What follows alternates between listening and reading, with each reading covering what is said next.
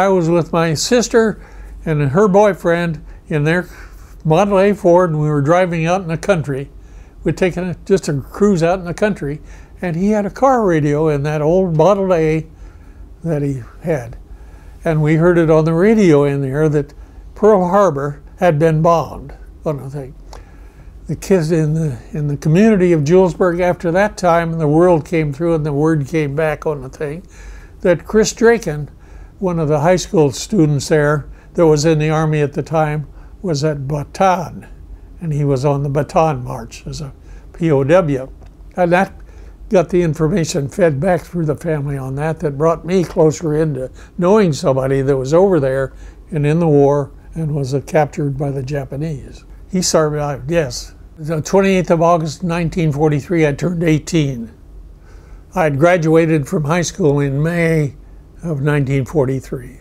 And while I was a senior in high school, I wrote in and made application for aviation cadet training on the thing. I got the information back. I got the testing material back for my entry into the aviation cadet program, which my high school superintendent monitored. It gave me the test and sent it in, and I had a passing grade, and I was told that I would be in the Enlisted Reserve Corps, ERC, through the month of September until my 18th birthday. So I sat back and I waited. And I was accepted into the cadet program, and I went to Lowry Field in Denver for my physical and had my flight physical passed there. So I was all ready to go into the service. I finally got orders a week after my 18th birthday on the 7th or 8th of September. I got orders to report to Denver, at which time we was on a troop train, and when I was on a troop train, we was heading down somewhere, and nobody on the train knew where we were. We'd go through a town, and the people there, we'd yell, "Hey, what town is this? What state are we in?" And things like this, but we found out later on, we got down there after a couple days on troop trains to Keesler Field at Biloxi, Mississippi. And I spent 6 weeks there going through basic training, which was just a physical exercise on the thing, and then watching ugly films on TV about being careful with yourself when you're out dealing with the local female population, because some of them are carrying little germs that you don't want to get, all that good stuff. But it was one of those things that they did throughout the services, from Marine Corps, the Navy, the Air Corps, Army, and everybody else. This was impressed upon them all the way through, which hopefully, I think, and it helped during the war on the thing. But anyhow, from Keesler Field, we were sent on orders, and I was on a deal going to CTD, College Training Detachment, which was a 3 or 4 month tour at a college for pre-cadet, pre-flight training. So we went, and I went through Michigan State University. It was Michigan State College at the time. It wasn't a university, but I was up there from October through the end of February, which time I went to San Antonio, to the San Antonio Aviation Cadet Center. And all the aviation cadets went through that deal, and they processed them through the Aviation Cadet Center to qualify them to see who was for pilot training and who was for navigation training, who was for bombardier trainings on the thing. I qualified for pilot training and navigation training, and purposely I failed the test for bombardiering because I didn't want to be a bombardier. It was not appealing to be sitting up there at the nose of the aircraft and having everything going on behind you. Plus it was just the order, it was the pecking order within the Air Corps at the time. The Air Corps did have a pecking order, which I realized after I became a fighter pilot. I realized the pecking order went up to the top on the thing, and the top of the pecking order was a fighter pilot. I'll come to that later in my review in here when I talk about my years as a fighter pilot. I completed my training in Texas and graduated from navigation school and was a newly commissioned second lieutenant. I had 7 days delay en route before I had to report to, and out of navigation school I was in the top 10% of my navigation class. I was chosen to go to radar navigation school. Radar. Back in those days, radar was a magic word. It was top secret all the way, and you couldn't do a thing and discuss it or anything else on the thing, but it was a good mark for being assigned to, and people struggled to get into the radar. Dropping bombs by radar on radar targets all the way through, which was being the primary method of dropping over in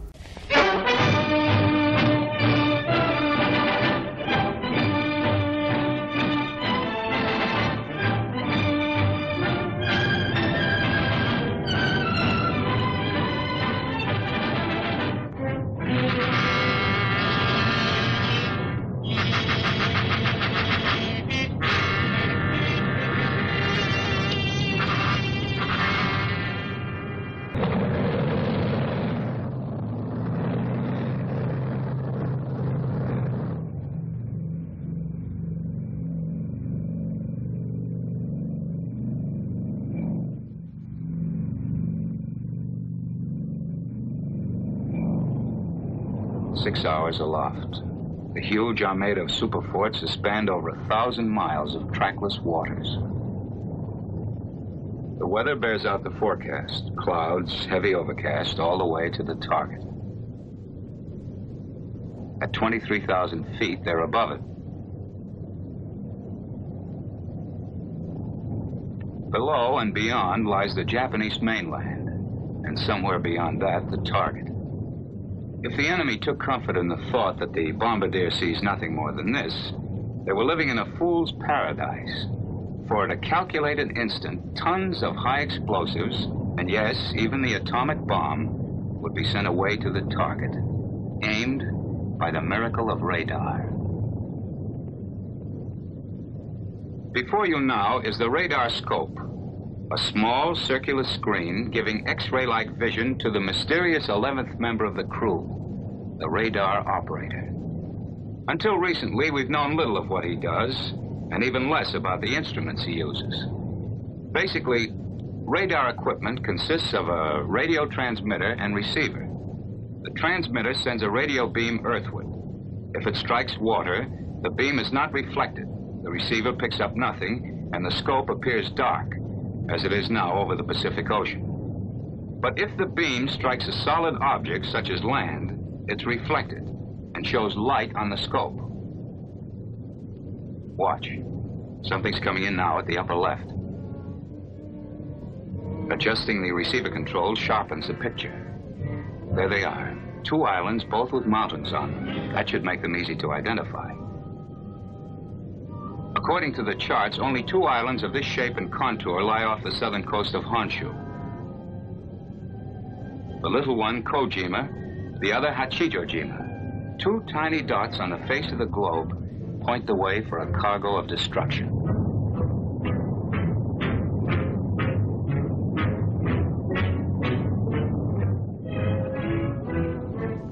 Seven hours, 10 minutes elapsed time. Almost a full day's work for most, but to the crews, a mission less than half sweated out. The picture on the scope warns of entry to the critical zone. The return shows a large landmass, Japanese coast, over 100 miles of it. You see that bright spot at the top of the peninsula? Not exactly the picture in travel folders, but that's beautiful Fujiyama. Mount Fuji, nature's wonder, the tourist delight. Now a beacon inviting disaster, a reference point for final calculations. Bombardier, this is radar operator, over. This is Bombardier, go ahead. The wind is from 268 degrees at 138 miles per hour. Ground speed on the bomb run, 394 miles per hour. Data taken from the electronic wonder instruments is converted to precision aiming, pinpoint bombing. 17 degrees right. Radar operator, this is Bombardier. Over. Go ahead, Bombardier. Site's set up. We're ready to bomb. The bomb run begins with a turn directly over Fujiyama. When the bright spot that is Fuji touches the black line, the instructions are... Pilot, start 1/4 needle with turn, rolling out on the heading of 31 degrees. Roger. Bombardier, open bomb bay doors after turn. Roger.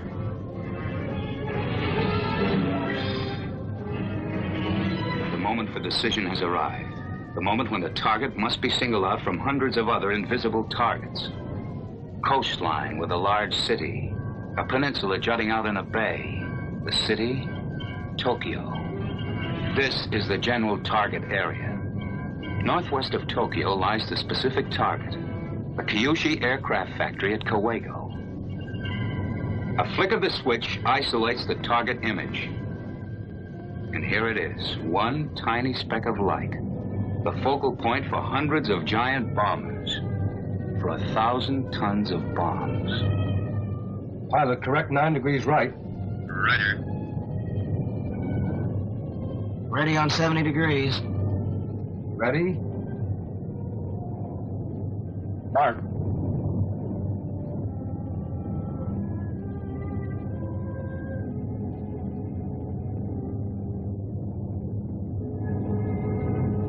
Mark.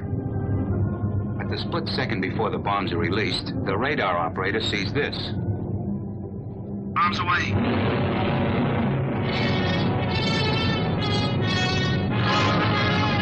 All the things that me back on my radar set on that thing, trying to figure out where in the hell the target was.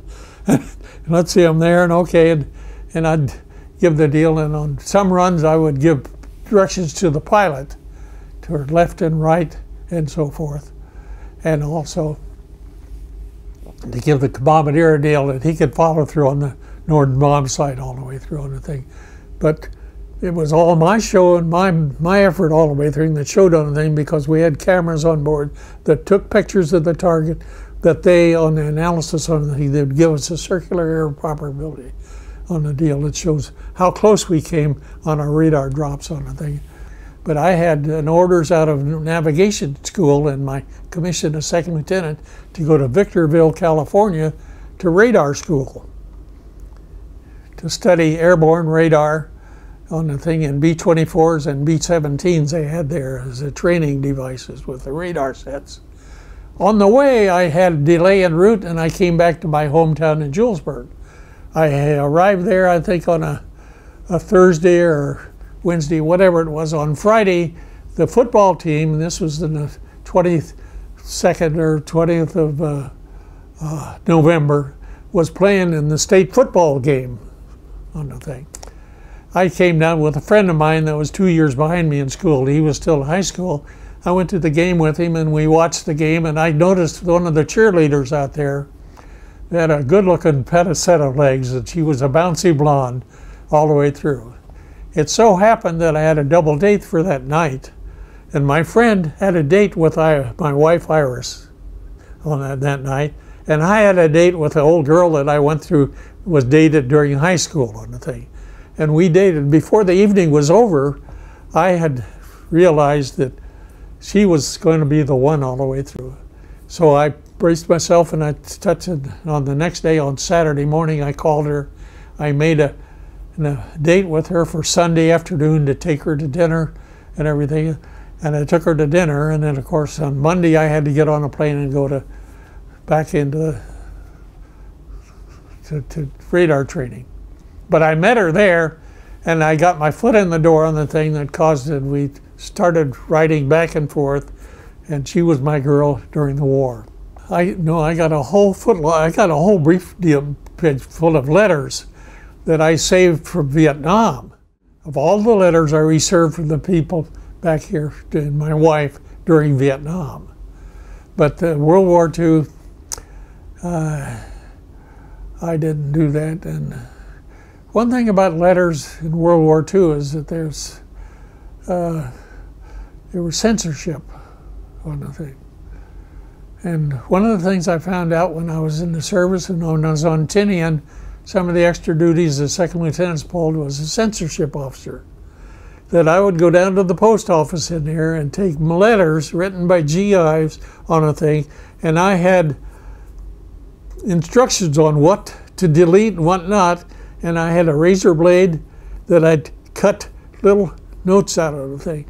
And I didn't care for the job at all because it was a guy writing to us to be loved back in the States and everything. But I did remember one occasion on there that I got one letter, and it was not just a couple letters before that I had a letter from this same guy, but I looked at the two letters and they were to different girls. and my devious mind, even at my young age on there, I thought, I could really kind of upset his life in here if I could do a little switching in there all the way through, but I always wondered how he sorted all that stuff out all the way through on the thing. My introduction to the war over there was the fact that we had a B-29 we'd picked up in Kearney, Nebraska. Flew it to Sacramento, California. From there to Honolulu, Hickam Field. From there we went to Kwajalein and refueled at Kwajalein. And then we flew to Saipan because our B-29 was designated for the 73rd Bomb Group on Saipan. So we flew into Saipan and gave the B-29 to the other people, and then looked for a courier flight over to Tinian. But the night before we got was flying to Tinian, we sat at one of the outdoor little officers' clubs they had in there, and we saw right across the straits, about 2.5 miles from Saipan, was Tinian. And we could see Northfield, Tinian. We could see over there, we could see some of the activity, but the B-29s were launching off of Northfield with 4 parallel runways of B-29s taking off. And during the night over there, I sat there, and during the time we were sitting in there, I think we watched it, we saw 6 B-29s that didn't make it off the end of the runway. That they crashed on the end of the runway with a load of incendiaries, which was nothing, a lot of smoke and fire and everything else. And I, as a very young man, thought, what am I getting into?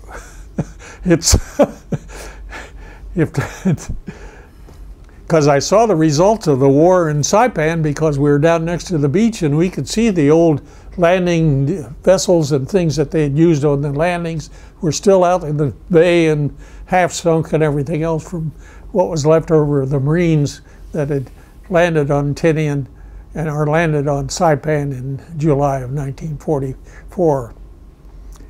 But we got to Tinian and we were assigned to an area down there. It's a lower section on the west side of Tinian that was all kind of low. I don't know what it was before on the thing, but they had it set up with the tents there. And our crew was assigned a tent, one of the big pulled out tents that we had 6 officers on the crew. Let's see, I think there's 6. 1, 2, 3, 4, 5.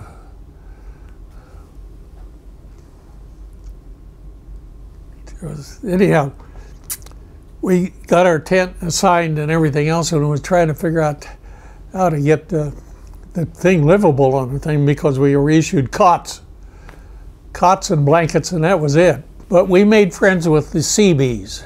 The Seabees lived up on the higher level toward the base up there, and we went up and talking to the Seabees, we found out that their food was a lot better than this mess hall if we could get invites up.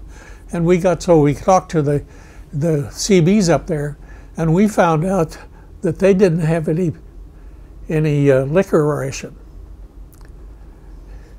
Over there we had a liquor ration. As an officer, even though I was 19, I had a 1/5 of liquor a month over there that I could use on the thing. So I got the crew together and we talked to the crew and talked to some of the Seabees, and we talked to them, giving some of our liquor to them if they could do a remodel of our tent down there. And they came down and had the availability of 2x4s and other things down there, and they came down and put a floor in our tent, a wooden floor in our tent, which with the mud and everything else around there was quite a deal. And also they made rubber band beds for all of us out of 2x4s and the inner tubes from trucks and things that they stretch across the thing, and we'd put our mattress on those inner tubes, stretched inner tubed beds on the thing, and sleep good at night. It was really uptown compared to some of the other troops around there. So when I first got over there, the first 3 missions we flew were daylight missions. 4 missions in a B-29 and formation over the target. And we hit Osaka and Kobe and Kure on daylight missions where the bombardier did the dropping on the thing. Shortly thereafterwards, General LeMay and whoever else was running the place over there said, we're going to start dropping at night. We're going to do night bombing at a lower altitude with incendiary bombs to get this war going all over there. So he set up the night bombing missions on the thing. A night bombing mission in the B-29, the navigator cannot see very well of where the target is. But with my radar set, I had a definition of the target area there that I could do the release of the bombs from my radar position. So on the missions after my first 3 missions, we did night missions and came into the target at night with radar, and they gave me the control of the airplane for guidance of the airplane. I couldn't control altitude, but I could control heading on the thing, and also I had a switch that gave me the control of the bomb release. After the bombardier says the bomb bay doors are open and they're ready for release, and I could do the release and from radar and then get back on. It was an electronic button on the thing that was wired into the autopilot. And it would wired into the autopilot for control of the heading. Not the altitude, but it controlled the heading on the thing. It was an autopilot deal. But I could run it from back there. We didn't have any formation that night. We had missions where 400 B-29s were attacking the same missions, the same target. Our worry was running into other B-29s over the target area because it was a deal. And we could see on some missions when we were on some of the later B-29s coming in over the target, we could always tell where the target was because the fire down there was good and the city was burning. So we could, yeah, I look back on it and think of the odds on the thing that we had an area over Japan with 400 bombers. It'd be like flying through an area over O'Hare and Chicago with all the airliners waiting to come in. But we had no radar coverage from the ground telling us if anybody else was around. We had our own radar and we had our scanners on board of the airplane, the tail gunner, the 2 waist scanners on the thing, and everybody else was looking all the way through, and anytime we could see anything that looked like another airplane on a thing, we'd be alerted to the thing that the pilot could come in. But most of the time we flew the mission as briefed, dropped our bombs, turned around, and came home. Sometimes we could get a deal that says, I got one at 10 o'clock out there about 30 miles off my radar. Okay, we'll keep our eyes open, and they'd keep our eyes open and coordinate that way to keep it going. But we had no real close deals on the thing. We had one mission I remember specifically that we came in on. We were one of the last B-29s dropping on that deal. It was the city of Hachiochi up north of Tokyo.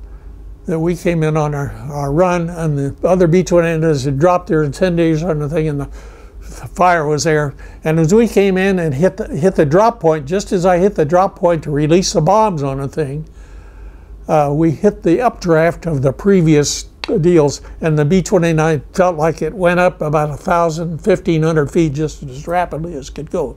Very weird sensation and on the thing, but we knew we dropped our 20,000 pounds of bombs out of our airplane, which caused it to go up, plus the rising air current from the bombs below that dropped before on the thing. We didn't have too much, there was no excitement. We had one mission in where the tail gunner said he had an enemy, he could see it was a fighter, and I said, are you sure? Yeah, okay.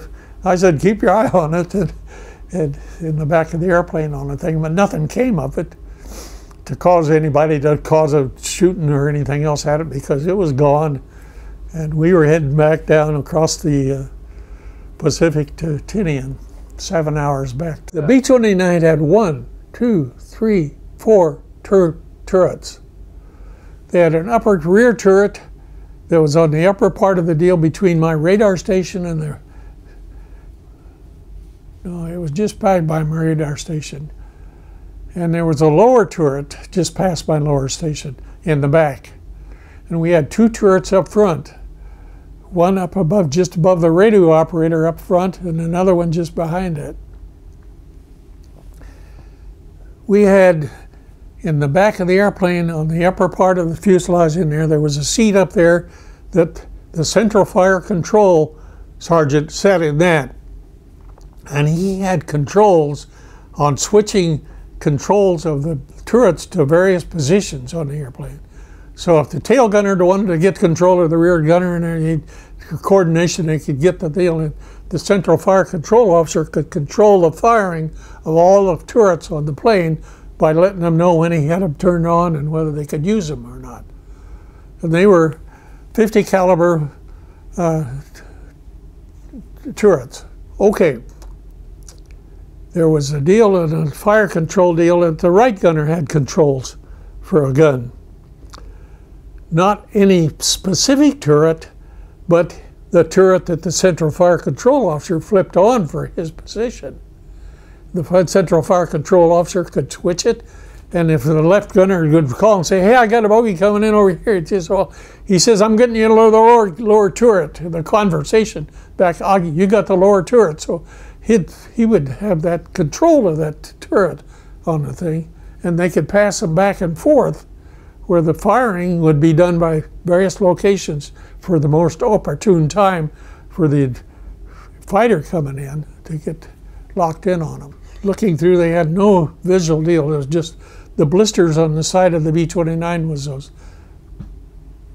plexiglass blisters on the side, which the gunners set in those deals. All of my reference to and all the information that I have relative to the war and everything else, that the B-29 did not utilize the guns in any way at all, because they weren't attacked that much by fighters. Night fighters, things like this that they got in, we got a bunch of flak and searchlights all the time and everything else that we come through on the thing. And well, first few missions we over there, I think we flew at 24,000 feet for dropping the bombs. Then we dropped down, and we were dropping down at 12,000 feet for release of bombs. In fact, I think we were in one mission, I don't know which one it was, but I think we came in at 6,000 feet, which was unheard of. But the accuracy from that altitude was absolutely great. The whole airplane was pressurized. Okay. The engineer up there had control over the pressurization of the thing, and he would maintain the control of the thing to keep the body of the airplane pressurized to 8,000 feet. 8,000 feet. If it got above 8,000 feet, oxygen masks were required at 10,000 feet, which they still do in the Air Force. It's still required at 10,000 feet without oxygen, or even with oxygen, you have oxygen masks available for immediate use if you had a thing. Our crew had a reason on the thing, because we had a bucket in the front of the airplane all the way through on the thing. That we always had a rule that says the first guy to use the bucket empties it at the completion of the mission. All the three. I found I never had to empty it. I could always last 15 hours. It was a problem in there with the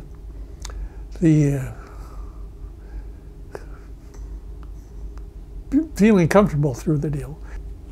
During the first part of the mission, I got a couple hours sleep from Tinian to Iwo. We always passed Iwo Jima on the way. No matter, I don't care where the target was. We always came by Iwo, coming and going on the thing. So I'd always grab a couple hours sleep in the tunnel.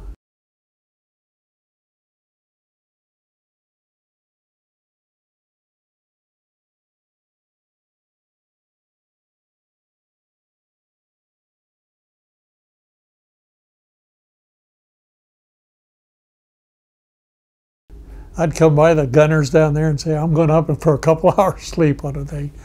And the radar, I had the radar turned on, and the navigator up front had some controls. He could control the radar from up there, so he had it, plus the fact it was just on over the Pacific, and that was it. And navigation was no problem at that time.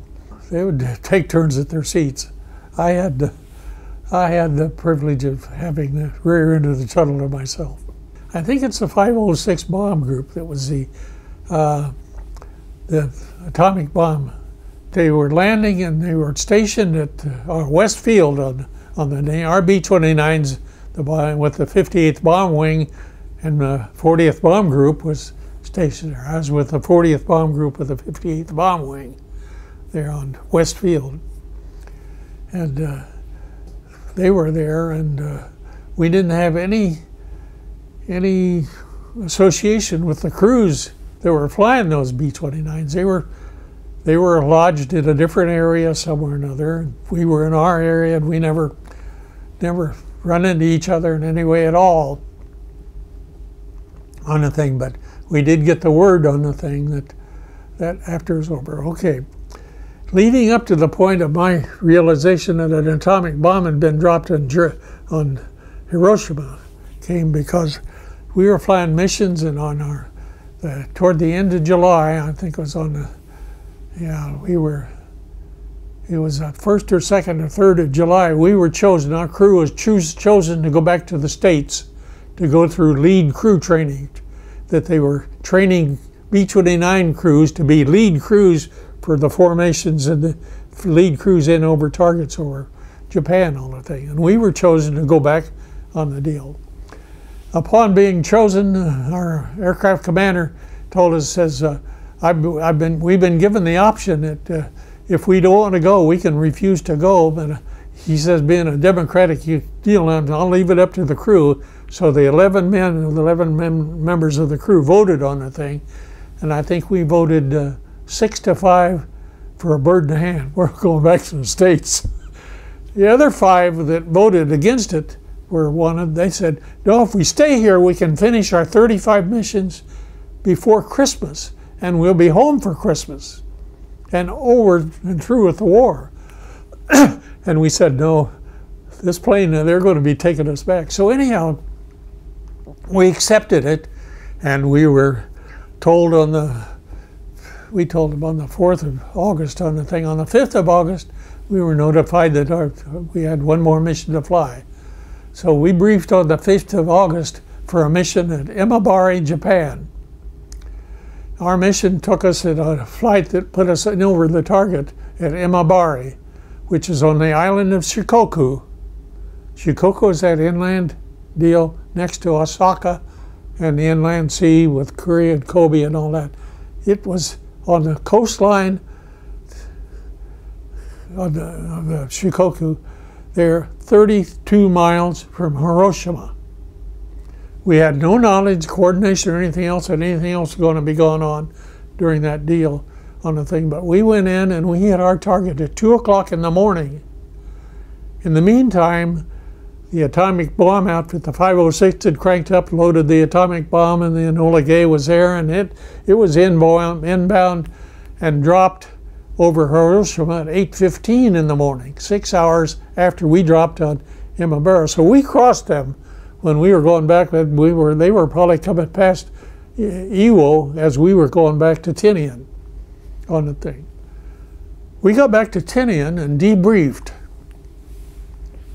And we debriefed just zip like this because we had a courier plane that was waiting to take us down to Guam. And we loaded up our bags and parachute bags and everything else on the courier plane to go down to Guam to catch our flight back to the States. So we got on the deal in the afternoon of the 6th of August and flew down to Guam. And we got down to Guam and was down there in the afternoon, about 3 o'clock in the afternoon. I guess it was in the afternoon. But we got on the C-54 heading back to the States.